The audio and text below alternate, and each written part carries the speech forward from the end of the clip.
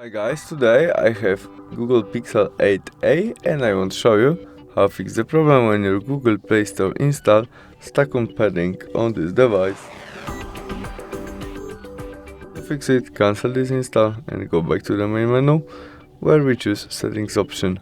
Now we scroll down and tap on system selection where we have our date and time.